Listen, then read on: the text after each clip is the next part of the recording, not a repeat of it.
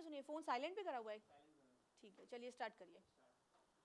Hello everyone, welcome to Pariksha Samar. This is Smriti Trihan, your English educator, and I hope कि आप सभी लोग स्वस्थ होंगे, मस्त होंगे, तंदुरुस्त होंगे। माय डियर स्टूडेंट्स, सबसे पहले हम लोग 3-4 मिनट बात करेंगे अपने यूट्यूब चैनल परीक्षा समर के बारे में कि परीक्षा समर हमारे यूट्यूब चैनल का परीक्षा समर ये चैनल आपके बीच में क्यों पॉपुलर होने वाला है। हमारा जो यूट्यूब चैनल है परीक्षा समर, ये उत्तर प्रदेश के सभी हिंदी भाषी छात्रों को ध्यान में रखते हुए माध्यमिक शिक्षा बोर्ड के पैटर्न से 9th, 10th, 11th, 12th की तैयारी कराता है, और वो भी अनुभवी और बेस्ट फैकल्टीज के द्वारा। तो हमारा जो यूट्यूब चैनल है परीक्षा समर, ये उत्तर प्रदेश के सभी हिंदी भाषी छात्रों को ध्यान में रखते हुए 9th, 10th, 11th, 12th की तैयारी कराएगा, और वो भी अनुभवी और बेस्ट फैकल्टीज के द्वारा। दूसरी चीज ये कि परीक्षा समर के हम कुछ उद्देश्यों के बारे में भी जानेंगे कि भाई ये हमारा यूट्यूब चैनल आप लोगों के बीच में क्यों पॉपुलर होने वाला है, क्यों आगे चल के ये चैनल हमारे स्टूडेंट्स के बीच में बहुत ही प्रसिद्ध होने वाला है। तो भाई सबसे पहले तो परीक्षा समर का उद्देश्य क्या है, इसके बारे में हम जानेंगे। परीक्षा समर का उद्देश्य, जो मेन उद्देश्य है वो ये है कि वैसे तो हमारे देश में बहुत सारे संस्थान हैं जो कि माध्यमिक शिक्षा बोर्ड की तैयारी करा रहे हैं, लेकिन वो सभी इंग्लिश मीडियम के छात्रों को ध्यान में रखते हुए कार्य कर रहे हैं। विशेष रूप से वो इंग्लिश मीडियम के छात्रों के लिए कार्य कर रहे हैं। परीक्षा समर ही, लेकिन जो हमारा परीक्षा समर है ये ही सिर्फ एक ऐसा मात्र यूट्यूब चैनल है, यही एक ऐसा यूट्यूब प्लेटफॉर्म है जो हमारे हिंदी भाषी छात्रों को ध्यान में रखते हुए बनाया गया है, और हिंदी भाषी छात्रों को, यानी कि उत्तर प्रदेश में जो मेजॉरिटी हिंदी भाषी छात्र हैं, उन सभी की जरूरतों को ध्यान में रखते हुए, उन सभी की आवश्यकताओं को ध्यान में रखते हुए ये चैनल बनाया गया है, जहां पे आपको एकदम सहज तरीके से गुणवत्तापूर्ण शिक्षा प्रोवाइड की जाएगी। तो पहला तो हमारा ये उद्देश्य है कि हम हिंदी भाषी छात्रों को ध्यान में रखते हुए आपको बेस्ट और क्वालिटी एजुकेशन प्रोवाइड करेंगे अनुभवी फैकल्टीज के द्वारा। दूसरा हमारा जो उद्देश्य है, दूसरा उद्देश्य ये है कि वैसे तो बहुत सारे शिक्षण संस्थान हैं जो कि माध्यमिक शिक्षा बोर्ड की तैयारी करा रहे हैं, लेकिन वो सभी बहुत ही भारी भरकम फीस में हाई फीस चार्ज कर रहे हैं स्टूडेंट से, जिससे कि हर वर्ग का बच्चा इसका लाभ नहीं उठा पा रहा।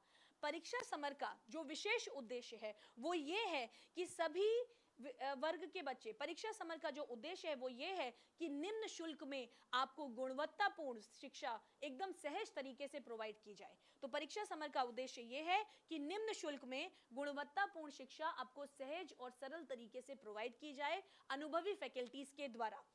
तो भाई इससे क्या फायदा होगा, इससे फायदा ये होगा कि हर वर्ग का बच्चा, समाज के हर वर्ग का बच्चा अपनी तैयारी को अच्छे से सुनिश्चित कर पाएगा। अभी तक जो हर वर्ग का बच्चा बेस्ट एजुकेशन नहीं प्राप्त कर पा रहा था आर्थिक रूप से दिक्कत होने के कारण, वह सभी विद्यार्थी भी अपनी तैयारी को सुनिश्चित कर पाएंगे। तो समाज का हर वर्ग का बच्चा अपनी तैयारी को एकदम बेस्ट तरीके से कर पाएगा परीक्षा समर के माध्यम से। तो इस प्रकार से परीक्षा समर का ये हमारा उद्देश्य है, ये हमारे कुछ उद्देश्य हैं हमारे चैनल परीक्षा समर के। चलिए अब हम बढ़ते हैं अपनी क्लास की ओर। तो सबसे पहले तो यहाँ पर जो स्टूडेंट्स की जो दो दिक्कतें हैं, वो पहली दिक्कत तो ये कि अगर मान लीजिए आर्थिक रूप से मजबूत नहीं है, आर्थिक दिक्कत है, तो आप अपनी तैयारी नहीं कर पा रहे, तो परीक्षा समर के माध्यम से आप निम्न शुल्क में बेस्ट एजुकेशन आपको मिलेगी। दूसरी प्रॉब्लम ये सॉल्व होगी कि कुछ स्टूडेंट्स को भाषा में दिक्कत होती है, भाषा में प्रॉब्लम होती है कि भाई इंग्लिश बोलने में प्रॉब्लम होती है, इंग्लिश से डर लगता है। तो अब वो आपका इंग्लिश का डर जो है ना, वो यहाँ पे खत्म होने वाला है, क्योंकि इंग्लिश से रिलेटेड अब आपकी सारी प्रॉब्लम सॉल्व हो जाएंगी। और कैसे सॉल्व हो जाएंगी, तो इसी के साथ ही हम अपना इंट्रोडक्शन करना चाहेंगे आप सभी के बीच में कि my dear students, I am your English educator Smriti Trehan, और I have 10+ years of teaching experience। और इन 10 वर्षों में हमने I have 10+ years of teaching experience। I have provided training to bank employees, हमने बैंक एम्प्लॉयज़ को ट्रेनिंग प्रोवाइड की है उनके प्रमोशनल एग्जाम के लिए। इसके साथ साथ कई वर्षों का एक्सपीरियंस है, तो वही एक्सपीरियंस जो है हम आपके साथ साझा करना चाहेंगे, और आपको हम अपने एक्सपीरियंस, अपनी नॉलेज आपके साथ शेयर करना चाहेंगे। तो चलिए आज की इंग्लिश की क्लास की शुरुआत करते हैं। अगर हम इंग्लिश की बात करें तो माय डियर स्टूडेंट्स, इंग्लिश में मेनली क्या होता है, अगर हम 10th क्लास की इंग्लिश की बात करें, यहाँ पर हम 10th क्लास की इंग्लिश को मुख्य रूप से कवर करेंगे। तो 10th क्लास के विद्यार्थियों से हम बात कर रहे हैं। अगर हम देखें कि 10th क्लास या कोई भी अगर हमारी एकेडमिक पढ़ाई की बात की जाए, चाहे वो 9th हो, 10th हो, 11th हो या 12th हो, तो यहाँ पर मेनली इंग्लिश आती है दो पार्ट्स में, एक तो लिटरेचर और दूसरा लैंग्वेज। लैंग्वेज लिटरेचर दो पार्ट्स में हमारी इंग्लिश आती है। अब देखिए लैंग्वेज पोर्शन में क्या आता है, लैंग्वेज पोर्शन में ग्रामर आती है। तो देखिए हम एक बार देख लेते हैं कि इंग्लिश में क्या क्या आता है। अगर हम बात करें इंग्लिश पोर्शन की अपने एग्जाम की में, तो इंग्लिश यहां पर दो पार्ट्स में आती है।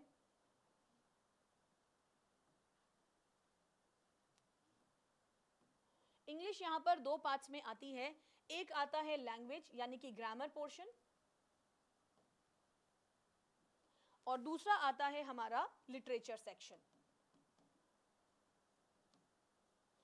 तो यहाँ पे आपको ग्रामर और लिटरेचर दोनों अच्छे तरीके से कवर कराई जाएगी। ग्रामर और लिटरेचर दोनों हम बेहतरीन तरीके से कवर करेंगे।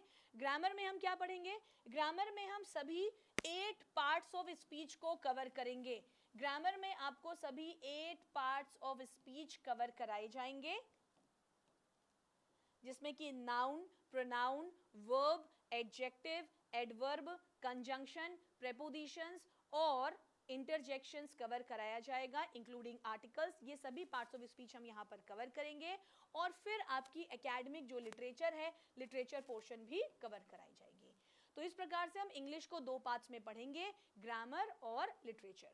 और इसके साथ साथ कुछ क्वेश्चंस आपके एग्जाम में आते हैं जहाँ पे आपके राइटिंग स्किल्स देखे जाते हैं, जैसे कि ऐसे writing, letter writing, story writing, precis writing. तो ये सारी चीजें भी यहाँ पर आपको कवर कराई जाएंगी। तो एक कंप्लीट 10th क्लास का सिलेबस यहाँ पर कवर होगा। जब भी हम अपनी क्लास की शुरुआत करते हैं तो एक पॉजिटिव थॉट के साथ करते हैं। तो चलिए देखते हैं कि आज का कोट ऑफ द डे हमारे लिए क्या सकारात्मक मैसेज लेकर के आया है।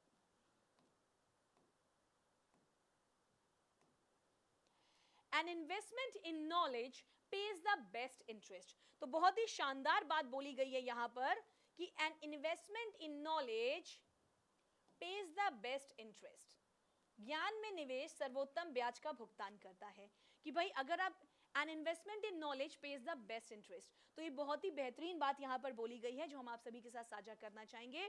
और अगर हम इस बात को अपने जीवन में आत्मसात करेंगे, फॉलो करेंगे, तो इसका हमें हमारी लाइफ में बहुत ही बेनिफिट मिलेगा। देखिए आप सभी लोग सभी ने सुना होगा वॉरेन बफेट के बारे में। वॉरेन बफेट जो कि बहुत ही वेल नोन एंटरप्रेन्योर हैं। वॉरेन बफेट वर्ल्ड के टॉप 15 रिचेस्ट पर्सन्स में से एक हैं। और खास बात क्या है कि वॉरेन बफेट ने अपनी कोई एक कंपनी, कोई एक अपना फिजिकल कोई कंपनी नहीं खोली है, बल्कि एक रूम के अंदर ही वो अपनी कंपनी ऑपरेट करते हैं। और तब भी वर्ल्ड के टॉप 15 रिचेस्ट पर्सन्स में से एक है। And he is 80+ year old. और जो मेन खास बात है वॉरेन बफेट की वो ये है कि he is a good reader. मतलब कि वो बहुत ज्यादा उन्हें पढ़ने की आदत है, बहुत ज्यादा किताबें पढ़ने की आदत है। और इन्हीं किताबों को पढ़ पढ़ के दैट पर्सन, वो व्यक्ति जो है 80+ ईयर्स की एज में विश्व के प्रसिद्ध टॉप 15 रिचेस्ट पर्सन्स में से एक हैं। तो वैसे ही अगर हम अपने ज्ञान में निवेश करते हैं तो इसका ब्याज हमें आगे अपनी लाइफ में अपनी सफलता के रूप में, अपनी सक्सेस के रूप में मिलता है। तो इसीलिए जब भी कभी आप लोग जाते हैं मार्केट में तो देखा होगा कि आप लोग बहुत ज़्यादा ऐसे स्टूडेंट्स होते हैं कि जो मतलब किताबों को खरीदने में भी कंजूसी करते हैं। तो भाई किताबों में बिल्कुल कंजूसी मत करिए, क्योंकि ये वो निवेश है जिसका कि ब्याज आपको आगे अपनी सफलता के रूप में, अपनी सक्सेस के रूप में मल्टीप्लाई होकर के मिलने वाला है। तो चलिए बढ़ते हैं अपने टॉपिक की ओर। उम्मीद है कि आज का कोट ऑफ द डे आपको अच्छा लगा होगा। एक और बढ़िया सा मैसेज हमारे स्टूडेंट्स के लिए कि कामयाबी सुबह की तरह होती है, मांगने पर नहीं जागने पर मिलती है। कि कामयाबी सुबह की तरह होती है, इसे मांगने पर नहीं बल्कि जागने पर मिलती है। कि अगर आप अपने जीवन में कामयाब होना चाहते हैं, अगर आप अपनी लाइफ में सक्सीड करना चाहते हैं, तो इसके लिए आपको सुबह जल्दी उठना होगा। जो सोता है वो कहते हैं ना, जो जागत है सो पावत है, जो सोवत है वो खोवत है। मतलब कि आप अगर सुबह जल्दी उठेंगे, कहते हैं ना कहावत सुनी होगी, early to bed early to rise makes a person healthy wealthy and wise. तो अगर आप अपनी लाइफ में सक्सीड करना चाहते हैं, सफल होना चाहते हैं, देन आपको कामयाबी मांगने पर नहीं जागने पर मिलती है। इस बात का विशेष ध्यान रखना होगा। तो आई होप कि आपको आज का कोट ऑफ द डे पसंद आया होगा। अगर कोट ऑफ द डे पसंद आया होगा तो कमेंट में जरूर लिखिएगा, कमेंट में जरूर टाइप करिएगा कि अगर कोट ऑफ द डे कैसा लगा। ओके, अब बढ़ते हैं अपने आज के टॉपिक की ओर। तो आज का हमारा टॉपिक है आर्टिकल्स। आज हम आपका आर्टिकल्स चैप्टर कवर करने वाले हैं, क्योंकि ग्रामर हमारी इंग्लिश जो है ये दो पार्ट्स में बनी हुई है, एक है ग्रामर और दूसरी लिटरेचर। तो अभी हम शुरुआत करेंगे ग्रामर से, क्योंकि कई सारे स्टूडेंट्स को ग्रामर बहुत कमज़ोर होती है। ग्रामर क्या होता है ना, इंग्लिश की बैकबोन है, हमारे इंग्लिश सब्जेक्ट की बैकबोन है ग्रामर, और अगर ग्रामर मजबूत है तो आपका सब्जेक्ट अपने आप मजबूत हो जाएगा। तो इसलिए पहले हम आपको ग्रामर आपकी मजबूत करेंगे, जिससे कि आपका फाउंडेशन मजबूत हो, और इसके साथ साथ हम लोग साइमल्टेनियसली हमने 2 चैप्टर ग्रामर के पढ़े और 2 चैप्टर हम लिटरेचर के कवर करेंगे। तो चलिए स्टार्ट करते हैं अपनी आज की class. So today's topic is articles. अब बढ़ते हैं आज के टॉपिक की ओर। आर्टिकल्स क्या होता है? एकदम सिंपल भाषा में कहा जाए तो आर्टिकल्स क्या होता है माय डियर स्टूडेंट्स, अगर हम आपको कहें तो आर्टिकल्स का मतलब ए एन द, ठीक। एक शब्द में अगर हम डिफाइन करें, चलो एक शब्द में हम ग्रामर को डिफाइन करते हैं। एक शब्द में नाउन को क्या बोला जाएगा? Naming words. वर्ब को क्या बोला जाएगा? Action words. और कंजंक्शंस का मतलब जॉइनिंग वर्ड्स। सिमिलरली अगर हम आर्टिकल्स की बात करें तो आर्टिकल्स का मतलब होता है ए एन द, यानी आर्टिकल्स को अगर देखा जाए तो आर्टिकल्स मेनली ग्रामर में 2 पार्ट्स में क्लासिफाई किए गए। सिंपल भाषा में तो ए एन द हम लोग कहते हैं कि भाई वॉवेल के पहले जो है एन लगाया जाता है और कॉन्सोनेंट के पहले आपके ए लगाया जाता है और दा लगाया जाता है स्पेसिफिक केस में। तो ये तो भाई सिंपल बात हो गई। लेकिन अगर हम आर्टिकल्स को प्रॉपर वे में देखें तो ग्रामर में आर्टिकल्स को 2 पार्ट्स में क्लासिफाई किया गया है। तो एक शब्द में हमने डिफाइन किया, नाउन मतलब नेमिंग वर्ड, वर्ब मतलब action words, and conjunction means joining words. अब articles means a an the, ये तो एक शब्द में हो गया भाई, वन वर्ड में हो गया। लेकिन हम इसको प्रॉपर तरीके से पढ़ेंगे। और एक बात आपको बता दें कि किसी भी चैप्टर को हम 3 लेवल्स में स्टडी करेंगे। बेसिक चैप्टर को हम 3 लेवल्स में स्टडी करेंगे, बेसिक, मॉडरेट और हाई लेवल। तो चैप्टर को हम 3 लेवल्स में पढ़ने वाले हैं, basic, moderate and high level. Chapter 3 levels में स्टडी किया जाएगा, 3 पार्ट्स में, बेसिक, मॉडरेट और हाई लेवल। चलो ओके, नाउ अब आर्टिकल्स क्या होता है इसे देखते हैं। आर्टिकल्स का मतलब होता है, आर्टिकल्स को अगर क्लासिफाई करें तो भी हम बेसिक लेवल पे आ रहे हैं, फिर मॉडरेट और हाई लेवल पे आएंगे। आर्टिकल्स 2 पार्ट्स में क्लासिफाइड हैं। First is indefinite article and the other is definite article. Articles को मेनली 2 पार्ट्स में बांटा गया है, एक तो इंडेफिनेट और दूसरा डेफिनेट। अब इंडेफिनेट में कौन कौन से आते हैं? तो इंडेफिनेट में ए आता है, एन आता है। फिर से देखेंगे, आर्टिकल्स को इंग्लिश में 2 पार्ट्स में बांटा गया है, एक इंडेफिनेट और दूसरा डेफिनेट। इंडेफिनेट की बात करें तो इंडेफिनेट में आता है ए या एन, और डेफिनेट में आता है द। डेफिनेट में क्या आता है? द आता है। क्लियर है? अब ए एन का यूज कब होता है? तो ध्यान से सुनिएगा, ए एन का यूज कब होता है? आर्टिकल्स 2 पार्ट्स में क्लासिफाइड है, इंडेफिनेट और दूसरा डेफिनेट। इंडेफिनेट में आएगा ए या एन और डेफिनेट में आता है द। अब देखिए, इंडेफिनेट का मतलब क्या होता है कि जब कभी भी, इंडेफिनेट का मतलब अनिश्चित और डेफिनेट का मतलब निश्चित। इंडेफिनेट क्या हो गया कि जब कभी भी आप किसी को पहली बार इंट्रोड्यूस कर रहे होते हो, एक शॉर्ट में हम इसको समझेंगे फिर डिटेल में आते हैं। जब कभी भी ए एन का यूज हम कब करते हैं? जब कभी भी किसी को पहली बार इंट्रोड्यूस कर रहे होते हैं, जब किसी का इंट्रोडक्शन फर्स्ट टाइम किया जा रहा होता है, तो वहां पे क्या आता है? ए या एन। और जब वो व्यक्ति निश्चित हो जाता है, स्पेसिफिक हो जाता है, तो वहां पे क्या आता है? द। यानी कि जब किसी को इंट्रोड्यूस किया जाता है, जब किसी का फर्स्ट टाइम इंट्रोडक्शन होता है, जब किसी का फर्स्ट टाइम इंट्रोडक्शन होता है, तो वहां पर लगता क्या है? ए या एन लगता है। ठीक है, यानी कि जनरल सेंस में क्या लगता है? जब जनरल सेंस में आप बात करते हो तो जनरल सेंस में क्या लगता है? ए या एन लगता है। क्लियर हो गया? लेकिन जब हम स्पेसिफिक सेंस में बात करते हैं, तो जब स्पेसिफिक सेंस में बात करते हैं तो वहां पे क्या आता है? द आता है। जब आप स्पेसिफिक सेंस में बात करोगे तो वहां पे क्या आएगा? द आएगा। ठीक है, तो ये बात क्लियर हो गई। एक बार इसको ऐसे समझ लेते हैं, कि इसको अच्छे से समझ लेते हैं। ए और एन का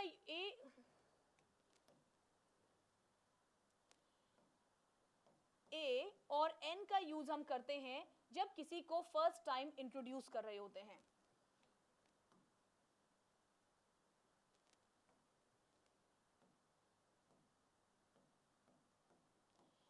या एन का यूज करते हैं जब किसी को फर्स्ट टाइम इंट्रोड्यूस कर रहे होते हैं, यानी किसी को इंट्रोड्यूस कर रहे होते हैं तो इंट्रोडक्शन के केस में ए या एन का यूज होता है, ठीक।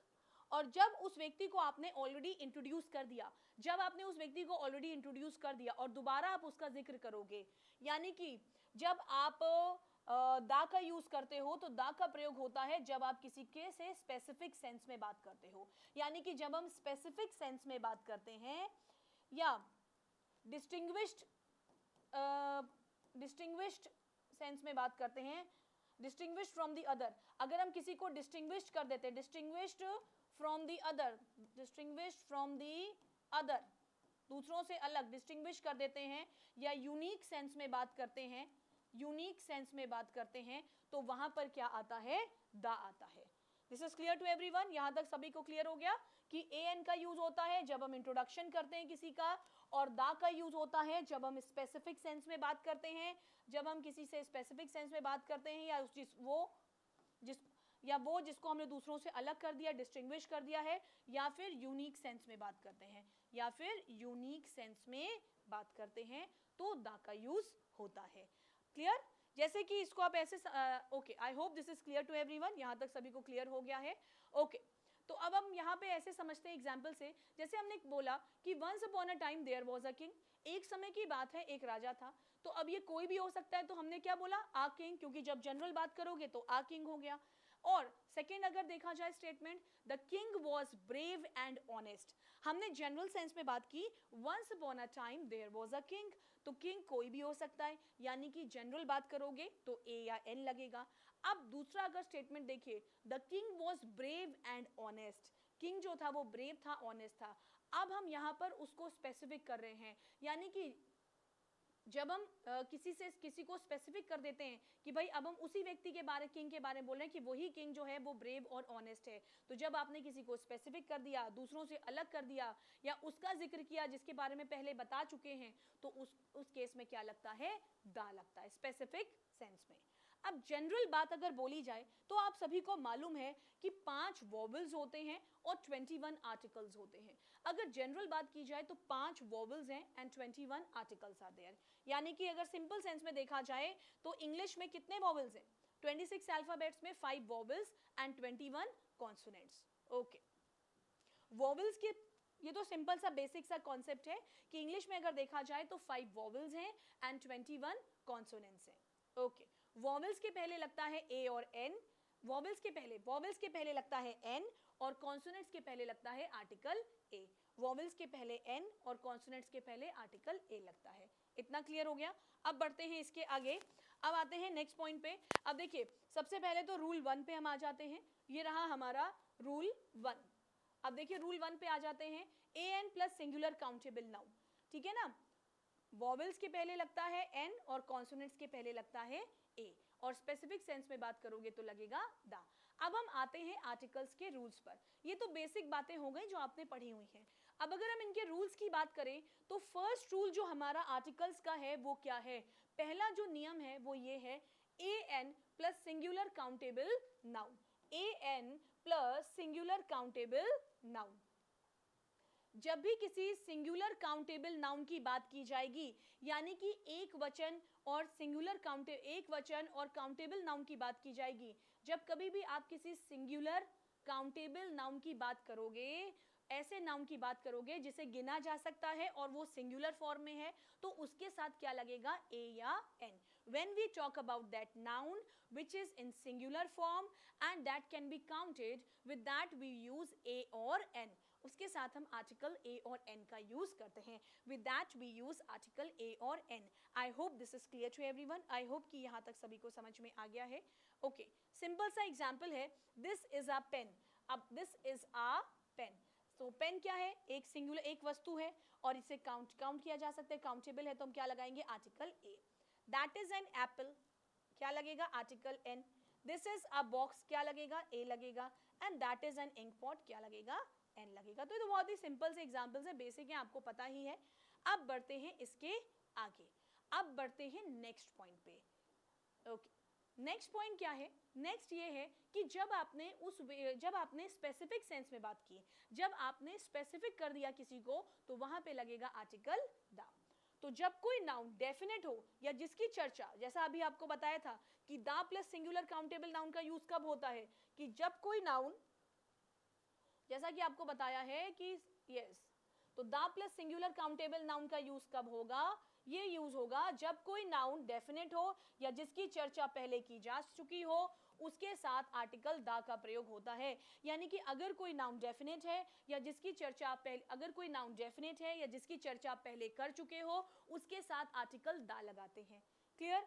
एग्जाम्पल देखिएगा, जब कोई डेफिनेट है, स्पेसिफिक है, डिस्टिंग्विश फ्रॉम द अदर है, ये तीन बातें ध्यान रखिएगा। स्पेसिफिक होना चाहिए, यूनिक होना चाहिए, वन ऑफ इट्स काइंड हो, या डिस्टिंग्विश फ्रॉम द अदर हो, तो वहां पे क्या लगता है, द लगता है। Okay, example, let's see the example. This is an apple, sorry, this is a pen, the pen is red. Simple सा एग्जाम्पल है कि this is a pen, the pen is red, बहुत ही सिंपल सा example है। तो यहाँ पे आर्टिकल ए लगाया और फिर हमने इसके बाद क्या लगा दिया, द लगा दिया। इतना क्लियर है सभी को? Okay, yes, this is a pen, the pen is red, that is an apple, the apple is sweet। okay, चलो भाई, अब आते हैं इसके आगे, अब आते हैं नेक्स्ट पॉइंट पे। अब आ जाते हैं नेक्स्ट पॉइंट पे। नेक्स्ट क्या है, एब्रीवेशन। अब हम आते हैं नेक्स्ट पे, नेक्स्ट रूल पे। नेक्स्ट रूल ध्यान से सुनिएगा। अगला रूल क्या है, when there is use of abbreviation we use article an according to the sound of first letter of the abbreviation। अब आप जरा इस बात को ध्यान से सुनिएगा, बहुत ही अच्छे तरीके से समझिएगा एब्रीवेशन और एक्रोनिम में फर्क क्या होता है। Now let's come to rule 3। अब हम आते हैं रूल 3 पर, और रूल 3 में क्या कहा जा रहा है इसको अच्छे समझते हैं। एक होता है एब्रीवेशन और एक होता है एक्रोनिम। तो पहले तो ये जानेंगे कि एब्रीवेशन और एक्रोनिम में डिफरेंस क्या है। तो यहाँ पर एक टर्म हमारे सामने आया है, यहाँ पर एक नया टर्म हमारे सामने आया है, that is abbreviation and acronym. तो अब हम देखेंगे कि एब्रीविएशन क्या होता है और एक्रोनिम क्या होता है।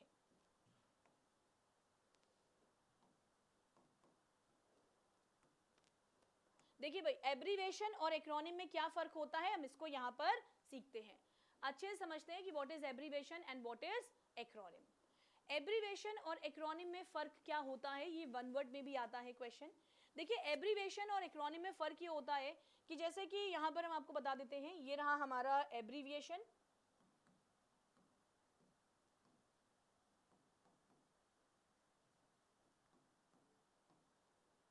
एंड ये रहा acronym. Now this is abbreviation and acronym. Abbreviation acronym में क्या डिफरेंस है? एब्रीविएशन का मतलब ये हो गया, जैसे कि बोला जाए, एब्रीविएशन का मतलब ये होता है कि जैसे आपने बोला WHO या WTO, तो ये हमारे एब्रीविएशन में आएंगे। एब्रीविएशन में क्या आएगा my dear students, WHO, WTO, ये एब्रीविएशन है। WHO वर्ल्ड हेल्थ ऑर्गेनाइजेशन, ये एब्रीविएशन है। WTO ये एब्रीविएशन है। IMF ये एब्रीविएशन है। लेकिन अगर कहा जाए यूनेस्को, यूनेस्को या बोला जाए यूनेस्को, या कहा जाए यूनेस्को हो गया, सार्क हो गया, यूनेस्को, सार्क, ये क्या है, एक्रोनिम्स हो गए। ठीक, अब एब्रीविएशन एक्रोनिम में डिफरेंस क्या है ये जानेंगे, क्योंकि ये हमारे आर्टिकल चैप्टर से रिलेटेड है और यहाँ पर आर्टिकल का यूज होता है। देखिए, एब्रीविएशन एक्रोनिम में डिफरेंस क्या है। एब्रीविएशन क्या होता है, दोनों शॉर्ट फॉर्म है। दोनों में डिफरेंस क्या है माय डियर स्टूडेंट्स, को अच्छे समझते, because this is very important. अगर आपको आर्टिकल्स में रूल समझने हैं तो यहाँ पर ये भी चीज जाननी जरूरी है। एब्रीविएशन और एक्रोनिम का मतलब होता है किसी भी वर्ड का शॉर्ट फॉर्म। इन दोनों को क्या कहा जाता है, शॉर्ट फॉर्म, संक्षिप्त रूप, किसी भी शब्द का संक्षिप्त रूप। जैसे वर्ल्ड हेल्थ ऑर्गेनाइजेशन का शॉर्ट फॉर्म क्या है, एब्रीविएशन, और UNESCO, united nation educational scientific and cultural organisation, तो ये जो यूनेस्को है ये शॉर्ट फॉर्म है। ठीक, तो एब्रीविएशन एक्रोनिम शॉर्ट फॉर्म होते हैं, ये पॉइंट तो सबको क्लियर हो गया। बट दोनों में अंतर क्या है, हम इसको अच्छे से समझते हैं। डिफरेंस ये है कि एब्रीविएशन जो होता है ना, उसको आप एक साथ, आप उसको सेपरेटली पढ़ते हो, और एक्रोनिम में क्या होता है कि आप पूरे को एक वर्ड की तरह पढ़ते हो। तो यहाँ पर क्या है कि pronounced separately and pronounced together. अंतर क्या है इन दोनों में, दोनों में डिफरेंस ये है कि प्रोनाउंस्ड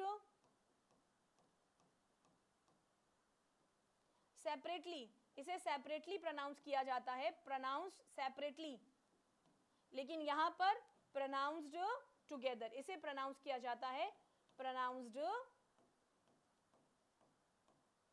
टुगेदर, इसे एक साथ पढ़ा जाता है, एक साथ प्रोनाउंस किया जाता है, यही इन दोनों में डिफरेंस है। जैसे कि WHO बोला हमने, वर्ल्ड हेल्थ ऑर्गेनाइजेशन, तो इसका शॉर्ट फॉर्म क्या है? WHO। हमने सारे लेटर्स को सेपरेटली पढ़ा, WHO, WTO, IMF, तो ये क्या है?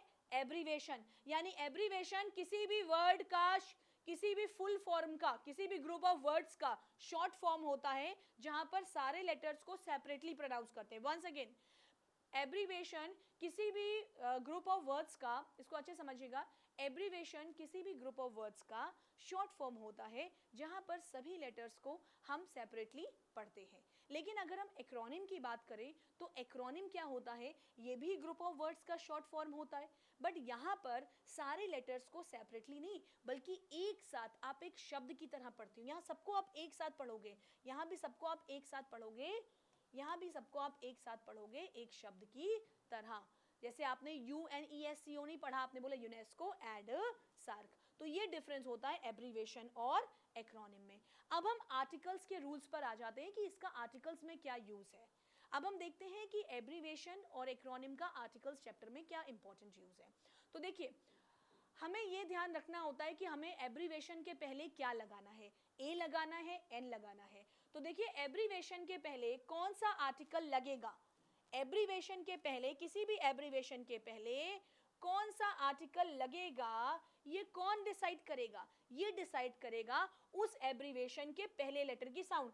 किसी भी एब्रीवेशन के पहले, किसी भी एब्रीवेशन के पहले कौन सा आर्टिकल लगेगा, ये उस एब्रीवेशन के फर्स्ट लेटर की साउंड डिसाइड करती है। क्लियर? तो उस एब्रीवेशन के फर्स्ट लेटर की साउंड डिसाइड करती है,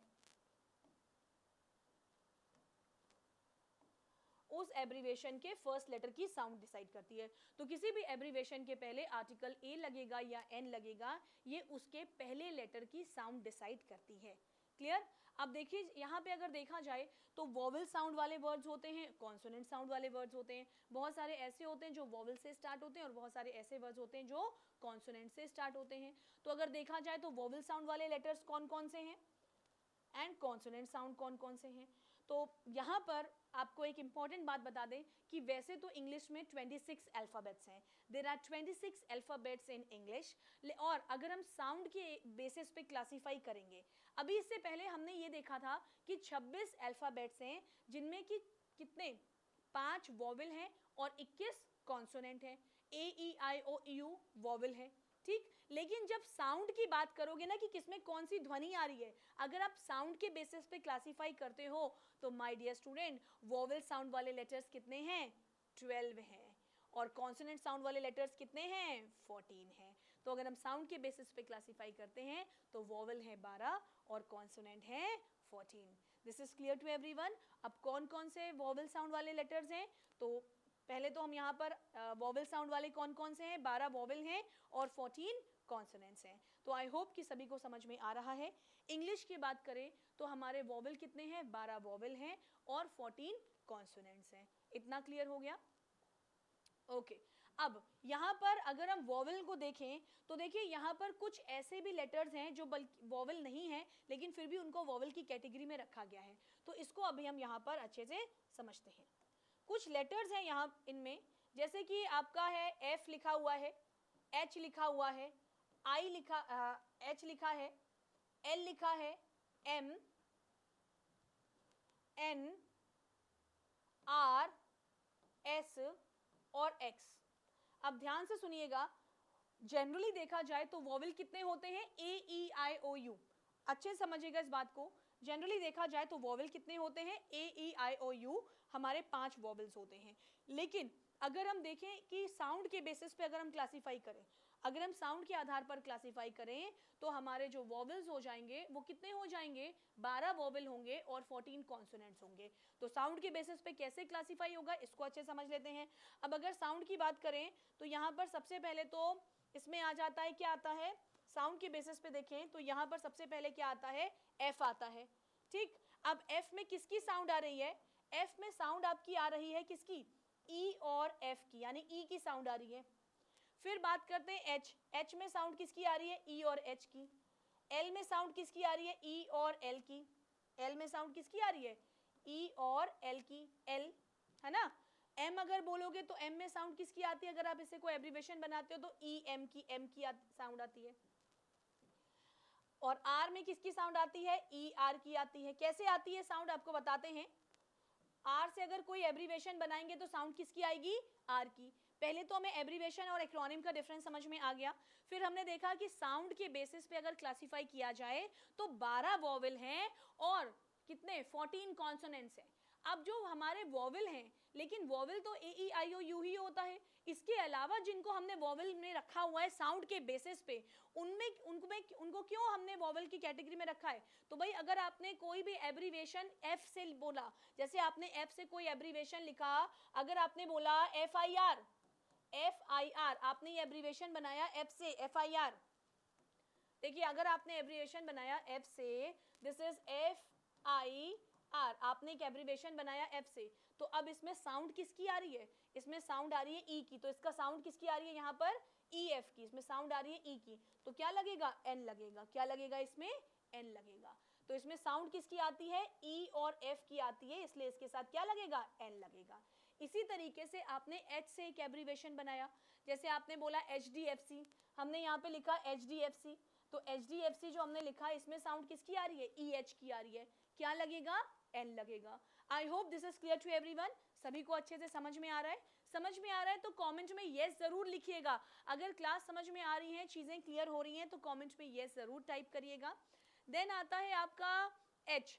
एच में साउंड किसकी एच में साउंड किसकी आ रही है? ई की आ रही है, ई एच की। तो क्या लग जाएगा यहाँ पर? यहाँ पे आ जाएगा आपका an, H D F C में एन आएगा।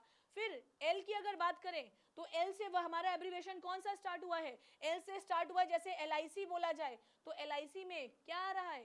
एल की, ई एल की साउंड आ रही है, क्या लगेगा? एन लगेगा। एम बी ए, एम कॉम, एमएलए, एमएलए में अगर देखा जाए तो एमएलए में साउंड किसकी आ रही है? एमएलए की अगर बात की जाए तो एमएलए में साउंड किसकी आ रही है? एम की, ई एम की। क्या लगेगा? एन लगेगा। देन एन में अगर देखा जाए, एन से रिलेटेड एब्रीवेशन, तो एनडीए, एनडीए बोला जा रहा है, NDA national defence academy, NDA, तो एनडीए में साउंड किसकी आ रही है? एन की। क्या लगेगा? क्या ई की साउंड आ रही है, क्या लगेगा? एन लगेगा। इसी तरीके से आर पर एब्रीवेशन देखा जाए तो RTO, road transport road transport organisation, RTO, यहाँ पे क्या लगेगा? एन लगेगा। देन एस से अगर देखा जाए तो एसओएस, एसओएस में साउंड किसकी आ रही है? ई की आ रही है, ई एस की आ रही है, क्या लगेगा? एन लगेगा। देन इसी तरीके से एक्स से अगर बनाया जाए तो एक्सरे, एक्सरे में साउंड किसकी आ रही है? ई एक्स की आ रही है, ठीक है ना, ई एक्स की साउंड आ रही है, तो क्या लगेगा? एन लगेगा। इसमें साउंड किसकी आ रही है? ई और एस की आ रही है, इसमें ई और एस की साउंड आ रही है। इसमें साउंड किसकी आ रही है? ई और एक्स की साउंड आ रही है। I think this is clear to everyone. यहाँ तक सभी को क्लियर हो गया? ई और एस की आ रही है, ई और एक्स की साउंड आ रही है। इतना क्लियर है सभी को? यहाँ तक क्लियर है तो, यहाँ तक क्लियर तो कॉमेंट में येस लिख दीजिएगा। इतना क्लियर है? ई और एस की और ई और एक्स की साउंड आ रही है। ओके, अब बढ़ते हैं इसके आगे। यहाँ तक क्लियर है सभी को? अब बढ़ते हैं नेक्स्ट पॉइंट पे। यस, नाउ एक्रोनिम और एब्रीवेशन का डिफरेंस तो आपको समझ में आ ही गया कि क्या डिफरेंस होता है एब्रीवेशन और एक्रोनिम में। डिफरेंस क्लियर हो गया सभी को? ओके ओके ओके, ठीक है, क्लियर हो गया।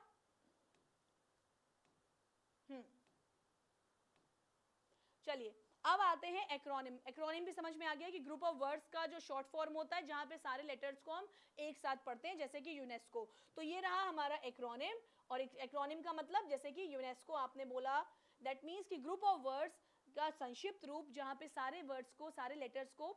एक्रोनिम मीन्स कि ग्रुप ऑफ वर्ड्स का शॉर्ट फॉर्म, जहां पर ग्रुप ऑफ वर्ड्स का शॉर्ट फॉर्म, जहां पर आपने सारे लेटर्स को एक साथ बोला है। जैसे यूनेस्को आपका क्या है? एक्रोनिम है। यूनेस्को किसका शॉर्ट फॉर्म है? United Nations Educational, scientific and cultural Organization, इसका शॉर्ट फॉर्म है यूनेस्को।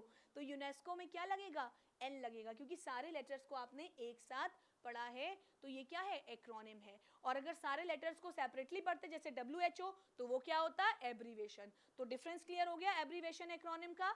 और इनमें क्या आर्टिकल लगता है? तो इनमें जो आर्टिकल लगता है वो कौन डिसाइड करता है? वो डिसाइड करता है इस आर्टिकल, एब्रीवेशन और एक्रोनिम के साथ कौन सा आर्टिकल लगेगा ये डिसाइड किया जाता है on the basis of the first sound of that abbreviation, यानी कि उस शब्द के पहले लेटर की जो साउंड है उसके बेसिस पे आप आर्टिकल लगाते हैं, on the basis of on the basis of sound of first letter.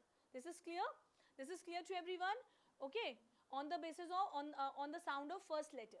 So whether we will use article A or N with an acronym or abbreviation, that will be decided on the basis of the sound of first letter. उस abbreviation के पहले अक्षर की जो sound है उसके basis पे ही article निर्धारित किया जाता है कि इसके साथ A लगना चाहिए या N लगना चाहिए. So I hope this is clear to everyone. यहाँ तक clear हो गया है तो comment में yes लिख दीजिएगा. अब बढ़ते हैं इसके आगे, अब बढ़ते हैं नेक्स्ट रूल की ओर बढ़ते हैं. हमें ये बात पता है कि ए का यूज कॉन्सोनेंट के साथ होता है, कॉन्सोनेंट साउंड वाले वर्ड्स के साथ, और एन का यूज होता है वोवेल साउंड वाले वर्ड्स के साथ. ये पॉइंट सबको क्लियर है? क्लियर है अच्छे से? अब जैसे कि यहाँ पे लिखा हुआ है यूरोपियन, तो यूरोपियन देखिए लिखा हुआ है यूरोपियन. अब यूरोपियन में साउंड किसकी आ रही है? भले ही ये ई से स्टार्ट हो रहा है. अच्छा, एक बात और आपको यहाँ पर बता दें, एक बात आपको और बता देते हैं, ध्यान रखिएगा, एक बहुत इंपॉर्टेंट पॉइंट यहाँ पर छूट गया है, ध्यान से सुनिएगा.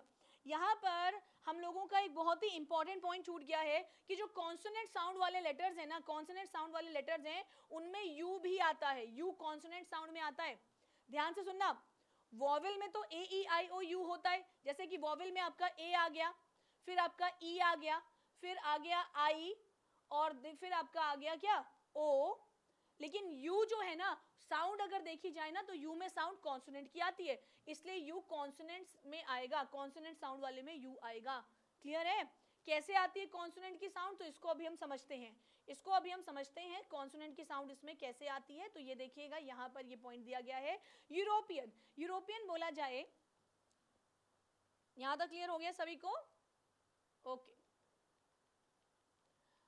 यस भाई, ए ई आई ओ यू, ठीक है ना. तो यू में साउंड किसकी आती है? कॉन्सोनेंट की साउंड आती है. अब देखिए ये क्लियर हो गया आप सभी को, I think this is clear to everyone. यहां तक सभी को समझ में आ गया? यस. चलिए अब बढ़ते हैं इसके आगे, अब बढ़ते हैं नेक्स्ट पॉइंट की ओर. अब देखो यूरोपियन में ध्वनि किसकी आ रही है? अगर हम देखें साउंड के बेसिस पे तो यूरोपियन में साउंड किसकी आ रही है? यू, वाई यू की साउंड आ रही है. साउंड किसकी आ रही है? वाई यू की. यूरोपियन में साउंड किसकी आ रही है? वाई और यू की साउंड आ रही है, यू की. तो इसलिए क्या लगेगा? ए लग जाएगा. क्या लगेगा इसमें? इसके साथ क्या यूज होगा? आर्टिकल ए यूज होगा, क्योंकि यूरोपियन भले ही ई से स्टार्ट हो रहा है, लेकिन my dear students, I hope कि सभी को समझ में आ रहा है, यूरोपियन भले ही ई से स्टार्ट हो रहा है ना. ई तो वोवेल है, लेकिन इसमें ध्वनि किसकी आ रही है? वाई यू की. वाई यू की आ रही है, वाई और यू की. वाई यू का मतलब हो गया यहाँ में बड़े यू की मात्रा की साउंड आ रही है, तो इसलिए इसके साथ क्या लगेगा? इसलिए इसके साथ आप आर्टिकल क्या लगाओगे? इसलिए इसके साथ क्या लगेगा? इसके साथ लगेगा आर्टिकल ए. क्लियर हो गया सभी को? क्या लगेगा इसके साथ? इसीलिए आर्टिकल ए का यूज होगा. This is clear. नेक्स्ट हम आ जाते हैं अगले वर्ड पर. अगला वर्ड दिया गया है हमारे सामने एफ आई आर. तो एफ आई आर तो अभी आपको बताया ही था, आई थिंक सबको समझ में आ रहा है. समझ में आ रहा है तो कमेंट में यस जरूर करिएगा. Next word is F I R. F I R में साउंड किसकी आ रही है? भले ही ये आपका कॉन्सोनेंट है, लेटर है, लेकिन इसमें अभी आपको बताया कि एफ आई आर में साउंड किसकी आती है? ई एफ की. किसकी ध्वनि आती है? ई और एफ की. इसमें साउंड किसकी आती है? यहाँ पे लिख देते हैं, इसमें साउंड आती है किसकी? ई और एफ की. और ई और एफ की साउंड आती है, इसलिए क्या लगेगा? एन लगेगा. क्लियर हो गया? एमपी, एमपी में साउंड किसकी आती है? ई और एम की आती है, इसलिए क्या लगेगा? एन लगेगा. ठीक. आर, अब आर की अगर बात की जाए, आर, आर भले ही एच ओ यू आर है, लेकिन इसको साउंड, इसमें साउंड किसकी आती है? इसमें एच साइलेंट है. एच क्या है? साइलेंट है यहाँ पर. तो साउंड किसकी आती है? आर, आ की साउंड आती है, आर यानी कि ए की साउंड आती है, तो क्या लगेगा? एल लगेगा. एच यहाँ पर साइलेंट है, इसलिए हमने इसको कट करके समझाया, एच इज साइलेंट. ठीक. ओके. एसडीओ, एसडीओ की अगर बात की जाए तो भले ही ये आपका कॉन्सोनेंट है, लेकिन साउंड किसकी आ रही है? हमने अभी पढ़ा ना कि हमारे कुछ लेटर्स हैं जो कि वोवेल साउंड लाते हैं, कुछ ऐसे लेटर्स हैं जिनमें वोवेल की साउंड आती है, तो इसमें साउंड किसकी आ रही है? एस की आ रही है, यानी कि ई एस की साउंड आ रही है, और इसलिए यहाँ पर क्या लगेगा? एन लगेगा. देन आरटीसी, आरटीसी में माय डियर स्टूडेंट साउंड किसकी आ रही है, इसमें साउंड आ रही है आपकी ई आर की, तो क्या लग जाएगा, एन लग जाएगा। देन नेक्स्ट हमारा है एमपी, एमए, एमए में साउंड किसकी आ रही है, एमए में साउंड किसकी आ रही है माय डियर, एमए में साउंड आ रही है ई और एम की।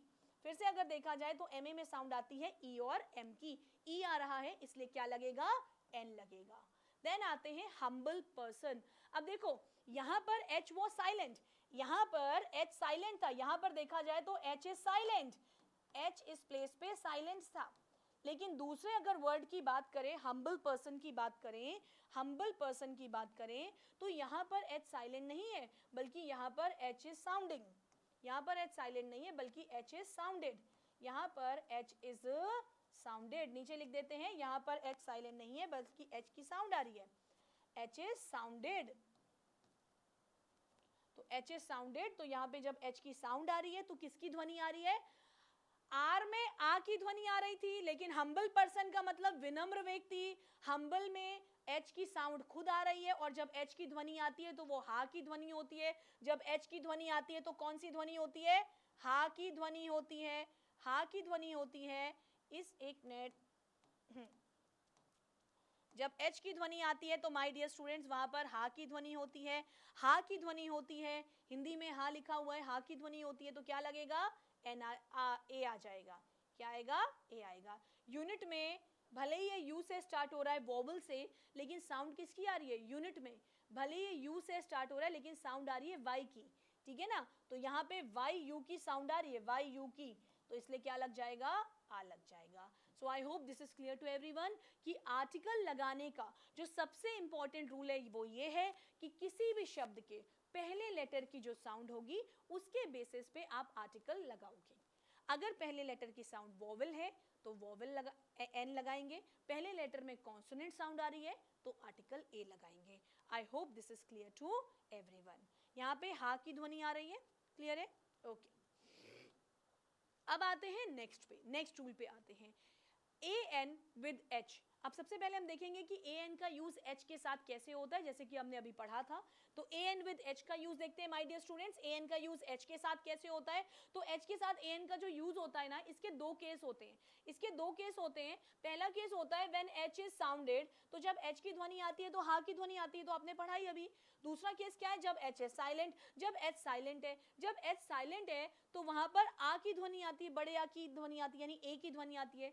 तो जब एच की साउंड आती है तो आप आर्टिकल ए लगाओगे क्योंकि हा की ध्वनि है, एच कॉन्सोनेंट है। और एच जब साइलेंट होगा, साइलेंट है मतलब यहाँ पे एच की साउंड नहीं आ रही, यहाँ पे एच की साउंड नहीं आ रही, यहाँ पे एच की साउंड नहीं आ रही है, ठीक है ना, और यहाँ पे भी एच की साउंड नहीं आ रही है, ठीक। तो आर एन लगेगा। ऑनर हम कट इसको इसलिए कर रहे हैं कि साउंड के बेसिस पे आपको समझाने के लिए ऐसे किया गया है। तो आर में आ की ध्वनि आ रही है, एन लग जाएगा। ऑनर में एन, ऑनर का मतलब सम्मान, ऑनर में भी ओ की ध्वनि आ रही है तो क्या लगेगा, एन लगेगा।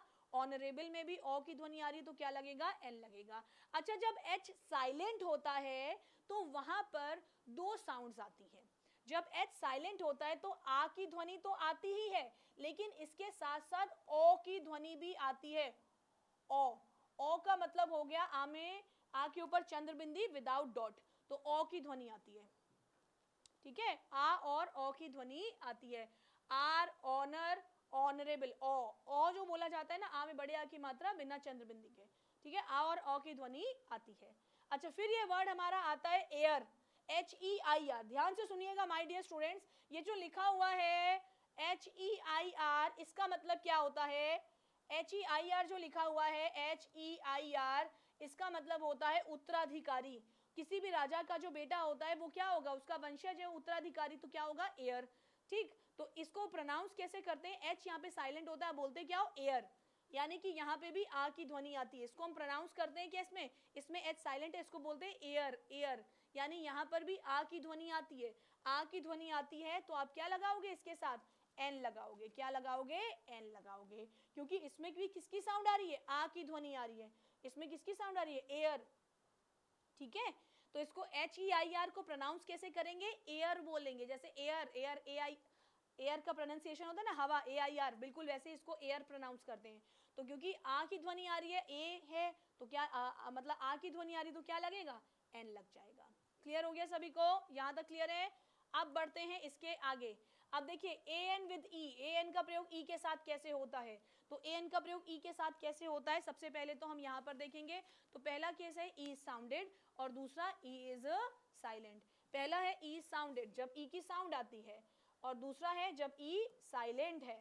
पहला ई की साउंड आती है और दूसरा जब ई साइलेंट होता है। जब ई की साउंड आती है तो वहां पर किसकी ध्वनि आती है, आई ई और ए की, आई ई और ए की। जब ई की साउंड आती है तो वहां पर ध्वनि किसकी आती है, आई ई और ए की, आई ई और ए की साउंड आती है, ठीक। और जब एच साइलेंट होता है तो वहां पर साउंड किसकी आती है, तो वहां पर वाई यू की साउंड आती है, या में बड़े ऊ की मात्रा, यहाँ पे थोड़ा हाँ, या में बड़े ऊ की मात्रा की साउंड आती है, ठीक है। जब एच साइलेंट होता है तो वहां पे किसकी ध्वनि आती है, या में बड़े ऊ की मात्रा की। ओके, इतना क्लियर हो गया। अब देखते हैं इसके आगे। यस, ओके, चलो। It's example an European eulogy you.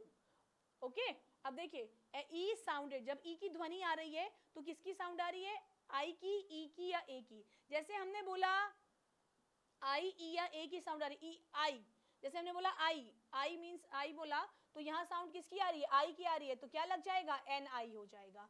फिर ईयर में साउंड किसकी आ रही है, ई की, क्या होगा, एन ईयर हो जाएगा। एलिफेंट में साउंड किसकी आ रही है, ए की, तो क्या लगेगा, एन एलिफेंट हो जाएगा। I hope this is clear to everyone. हम यहाँ पर ग्रामर पोर्शन करेंगे और इसके साथ साथ हम लिटरेचर भी आगे पढ़ेंगे। पहले हम ग्रामर के टॉपिक और साथ साथ फिर हम लिटरेचर के टॉपिक्स भी कवर करेंगे। तो आई होप कि आपको क्लास अच्छी लग रही है। क्लास अच्छी लग रही है तो कमेंट में यस करिएगा। दूसरा है हमारा E is silent. E silent होता है तो किसकी ध्वनि आती है माय डियर स्टूडेंट्स, अगर ई साइलेंट होता है तो यू की ध्वनि आती है, वाई यू की। यूरोपियन, यूरोपियन में वाई यू की साउंड आ रही है, यहाँ में बड़े यू की मात्रा, तो क्या लगेगा, आ लगेगा। यूलॉजी, यूलॉजी, देखिए यूलॉजी जो वर्ड है माय डियर स्टूडेंट्स, यूलॉजी का मतलब होता है, आप किसी की तारीफ में अगर कोई भाषण, यूलॉजी का मतलब होता है praise speech, praise speech. Praise speech का मतलब हो गया कि किसी की प्रशंसा में अगर भाषण दिया जाता है तो दैट इज कॉल्ड यूलॉजी। अगर आपने किसी की तारीफ में बोला, जैसे मान लीजिए कि जब कभी कोई, मान लीजिए कोई इवेंट होता है, कोई सेमिनार वगैरह होता है, तो वहाँ पे लोग क्या करते हैं, किसी व्यक्ति को चीफ गेस्ट बुलाते हैं, और मान लीजिए किसी की तारीफ में कुछ बोला जाता है तो उसको कहते हैं यूलॉजी, प्रेज स्पीच, प्रशंसा भाषण, प्रशंसा वाला भाषण, ठीक। यू, यू का मतलब क्या होता है, ओके, तो यू का मतलब क्या होता है, फीमेल शीप को यू कहा जाता है। फीमेल शीप, जो फीमेल शीप होती है ना, फीमेल शीप को यू कहा जाता है, फीमेल शीप को यू कहा जाता है, फीमेल शीप को यू कहा जाता है, फीमेल शीप को यू कहा जाता है। इतना क्लियर हो गया सभी को, फीमेल शीप को यू कहा जाता है। ओके, अब आते हैं इसके आगे। अब आएंगे नेक्स्ट पॉइंट पे। तो ए एन विद ओ, अब आते हैं ए एन का यूज ओ के साथ कैसे होता है। तो ए या एन का यूज आर्टिकल, अब हम देखेंगे कि आर्टिकल ए और एन का यूज ओ से शुरू होने वाले शब्दों के साथ किस तरीके से होता है। हम देखेंगे कि यहाँ पर ओ से शुरू होने वाले जो वर्ड्स हैं उनके साथ आप आर्टिकल ए लगाओगे, एन लगाओगे, कब आप ए लगाओगे और कब आर्टिकल एन लगाओगे। तो देखिए दो कंडीशंस में हमने इसको डिवाइड किया हुआ है। पहला है व्हेन, दो केस है यहाँ पर, व्हेन ओ इज साउंडेड, और दूसरा केस है व्हेन ओ इज साइलेंट। तो जब ओ इज साउंडेड, जब ओ की ध्वनि आती है, और जब दूसरा case when O is silent, जब ओ की साउंड आती है तो वहां पर ओ की ध्वनि आती है या ओ की, आ में ओ की मात्रा या ओ की, ओ की या ओ की ध्वनि आती है, ओ की या ओ की, आ में बड़े आ की मात्रा और ओ की या ओ की ध्वनि आती है। जैसे लिखा है ऑरेंज, तो यहाँ पे साउंड किसकी आ रही है, ओ की आ रही है, क्या लग जाएगा, एन लग जाएगा। फिर लिखा है ओशियन, ओशियन में साउंड किसकी आ रही है, ओ की आ रही है, क्या लगेगा, एन लगेगा। ओरेटर में साउंड किसकी आ रही है, ओ, एन लग जाएगा।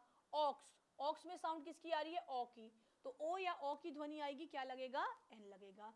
देन नेक्स्ट आते हैं हम, ओ इज साइलेंट। अगर ओ साइलेंट होता है किसी भी वर्ड में, अगर ओ लेटर साइलेंट होता है किसी भी वर्ड में, तो वहां पर साउंड आती है किसकी, वहां पर आती है ध्वनि वा की। किसकी ध्वनि आती है माय डियर स्टूडेंट्स? वहां पर वा की ध्वनि आती है, वा की ध्वनि आती है। यानी कि हिंदी में बोला जाए वा और इंग्लिश में बोला जाए तो क्या हो जाएगा? वी की ध्वनि आएगी। वा हिंदी में बोला जाए तो वा, इंग्लिश में बोला जाए तो वी की ध्वनि आती है। अब जैसे लिखा हुआ है 1 रुपी नोट, ध्यान से सुनना, लिखा हुआ है 1 रुपी नोट।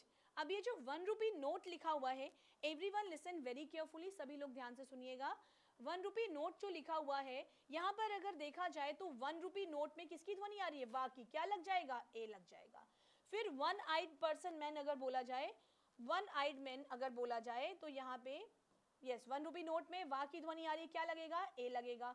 1 आइड पर्सन अगर बोला जाए तो 1 आइड पर्सन में किसकी ध्वनि आ रही है? 1 आइड पर्सन में भी वा की ध्वनि आ रही है, क्या लग जाएगा? ए लग जाएगा। क्लियर है सभी को? ओके ओके, सो यहाँ पे 1 रुपी नोट में किसकी साउंड आ रही है? ए की क्या लग जाएगा? ए। और 1 आइड पर्सन के साथ भी क्या यूज हो जाएगा? इसके साथ भी यूज हो जाएगा ए। इतना क्लियर हो गया सभी को? ओके, इसके साथ भी ए का यूज होगा। चलो अब बढ़ते हैं इसके आगे। अब आते हैं नेक्स्ट पॉइंट पे, a an with U. A an का प्रयोग यू के साथ कैसे होता है? तो ए एन का यूज यू के साथ कैसे होता है? तो यू से शुरू होने वाले जो हमारे वर्ड्स हैं, सबसे पहले तो ए एन का प्रयोग यू के साथ कैसे होता है? तो यू जो है इसकी दो कंडीशंस होती है। पहले तो case when U is sounded और दूसरा case when U is silent. तो पहला केस है, आई थिंक सबको समझ में आ रहा है आर्टिकल्स चैप्टर। अगर समझ में आ रहा है तो कमेंट में यस जरूर करिएगा। A an with U, a an का प्रयोग यू के साथ कैसे होता है? तो देखिए इसके दो केस होते हैं, when U is sounded and दूसरा case when U is silent. जब यू साउंडेड है तो वहां पे ध्वनि किसकी आएगी? जब यू किसी भी वर्ड में साउंडेड है तो वहां पे ध्वनि किसकी आएगी? आ की ध्वनि आएगी। यू साउंडेड है तो आ की ध्वनि आएगी। जैसे लिखा अंपायर, किसकी ध्वनि आ रही है? आ की। क्या लगेगा? एन लग जाएगा, एन अंपायर। फिर अम्ब्रेला में साउंड किसकी आ रही है? आ की। क्या लगेगा? एन लग जाएगा। आ की मतलब कि ए की ध्वनि आ रही है तो क्या लगेगा? आ लगेगा। जब यू साइलेंट होता है तो आपको बताया ही है कि वाई यू की ध्वनि आएगी। समझ में आ रहा है? जब यू की साउंड आती है तो आ की ध्वनि आती है, और आ की ध्वनि आती है यानी ए की ध्वनि आती है, और ए किस में आता है? वॉवेल में आता है, तो वॉवेल के साथ क्या लगेगा? एन लगेगा। फिर अगर यू साइलेंट है तो वाई यू की ध्वनि आती है। इंग्लिश में बोला जाए तो वाई यू की ध्वनि आती है, और इसके बेसिस पे क्या लगेगा? आ यूजफुल पेन, आ लग जाएगा। आ यूनियन, आ यूटेंसिल। क्लियर हो गया सभी को? यूटेंसिल मीन्स बर्तन। अब एक क्वेश्चन कर लेते हैं इसी पर आधारित। In a hour's time when I had finished the work I got up and slipped out unnoticed. कह रहा है कि 1 घंटे के अंदर जब मैंने अपना कार्य कंप्लीट किया तो मैं उठा और मैं जो है मैं उठा और मैं कहीं आई स्लिप्ड आउट अननोटिस्ड। मतलब कि 1 घंटे, in an hours time when I had finished the work. तो ये सेंटेंस दिया गया है हमारे सामने, in an hours time when I had finished the work I got up and slipped out unnoticed. 1 घंटे के अंदर जब मैंने अपना वर्क कंप्लीट कर लिया तो मैं वहां से उठा और किसी को बिना बताए अननोटिस्ड होकर के मैं वहां से गया।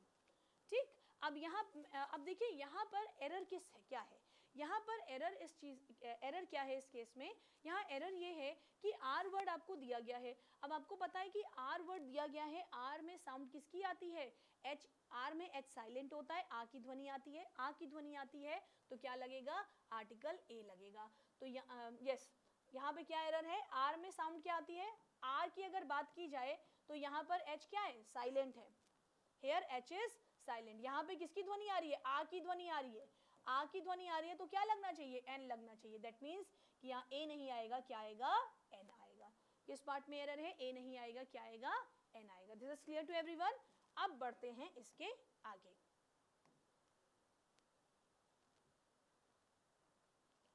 Okay, now let's come to next rule. अब देखिए नेक्स्ट रूल पे हम आ जाते हैं। किसी भी वर्ड के पहले आर्टिकल ए लगेगा या एन लगेगा, ये उस वर्ड के पहले लेटर की साउंड डिसाइड करती है। जैसे कि हमारे सामने लिखा हुआ है, जैसे लिखा हुआ है आपको कोई नाउन दिया है तो नाउन के पहले लेटर की साउंड के बेसिस पे आप आर्टिकल ए या एन लगाओगे।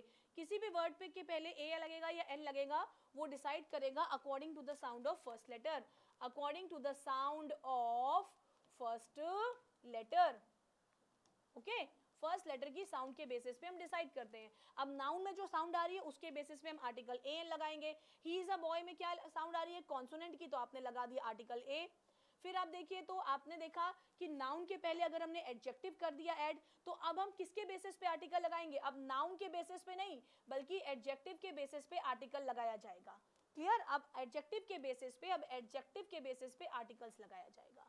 ठीक, he is an honest boy, वो एक ऑनेस्ट बॉय है, तो अब देखिए बॉय के अकॉर्डिंग आर्टिकल नहीं लगेगा बल्कि ऑनेस्ट के अकॉर्डिंग एन लग जाएगा। फिर तीसरा केस देखिए, a an plus adverb plus adjective plus noun, तो अब अगर मान लीजिए नाउन के पहले आपने एडजेक्टिव लगाया और उसके पहले एडवर्ब लगा दिया, तो अब नाउन के बेसिस पे आर्टिकल डिसाइड नहीं होगा, एडजेक्टिव के बेसिस पे डिसाइड नहीं होगा, बल्कि एडवर्ब के बेसिस पे आर्टिकल डिसाइड होगा। And he is a very honest boy, यानी कि वेरी क्या है, कॉन्सोनेंट है, तो आप आर्टिकल ए लगाओगे। This is clear to everyone, I hope this is clear कि किसी भी वर्ड के पहले आर्टिकल ए लगेगा या एन लगेगा, वो उसके फर्स्ट लेटर की साउंड के बेसिस पे हम डिसाइड करते हैं। Now let's come to another point. अब नेक्स्ट रूल पर हम आते हैं। नेक्स्ट रूल को एक शॉर्ट में डिस्कस कर लेते हैं। जैसे कि कहा जाए अ रेड एंड ब्लू कोट, जैसे कि कहा गया है a red and blue coat, तो माय डियर स्टूडेंट्स अगर आपने किसी एक नाउन के साथ दो एडजेक्टिव्स लगाए हैं और आर्टिकल को आपने एक बार प्रयोग किया है, मतलब कि वो एक ही वस्तु की बात की जा रही है, तो अगर कहा जा रहा है a red and blue coat, that means कि यहाँ पर एक कोट है, एक सिंगल कोट है जो कि रेड और ब्लू कलर का है। ठीक, अगर हम ऐसे बोलते कि a red and a blue coat, तो माय डियर स्टूडेंट्स यहां पर हमारा कहने का मतलब होता कि दो कोट हैं, दो कोट हैं, two quotes are there, two quotes are there, दो कोट हैं और एक रेड और एक ब्लू कलर का, तो मतलब इसका ये होता कि दो कोट हैं, टू कोट्स आर देयर, एक रेड और एक ब्लू कलर का। क्लियर हो गया। तो अगर आपने किसी भी नाउन के पहले आपने एडजेक्टिव लगाए हैं और आर्टिकल को एक बार लिखा, यानी कि वो एक सिंगल ऑब्जेक्ट है, और अगर आपने किसी भी नाउन के पहले दो एडजेक्टिव लगाए हैं और सभी के साथ आर्टिकल लिखे हैं, मतलब कि वो दो ऑब्जेक्ट्स हैं। तो आज के लिए हम इतना ही रखते हैं। आई थिंक कि इसके आज के लिए हम इतना ही रखते हैं। हमें पूरा विश्वास है, पूरी उम्मीद है कि आपको क्लास पसंद आई होगी, क्लास अच्छी लगी होगी। आज हमने आर्टिकल्स का इंट्रोडक्शन सीखा। आज हमने देखा कि आर्टिकल्स के बारे में कुछ इंपॉर्टेंट पॉइंट्स डिस्कस करें।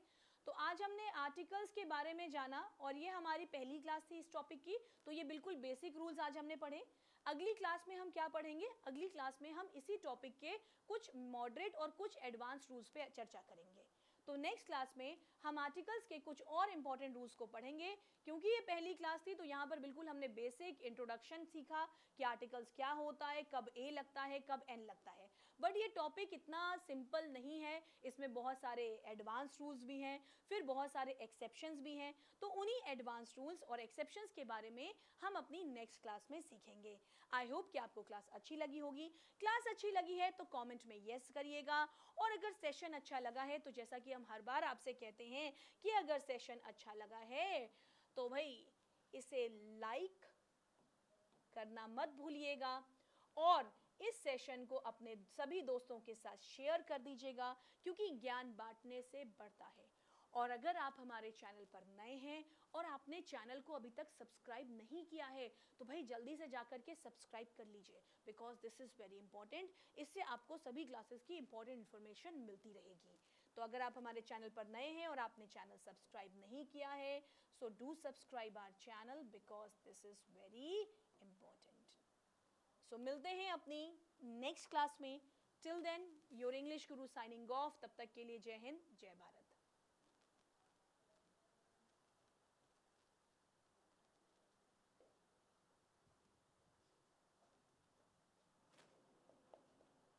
आलोक सर, नेक्स्ट क्लास इतना एडिट करूँगा।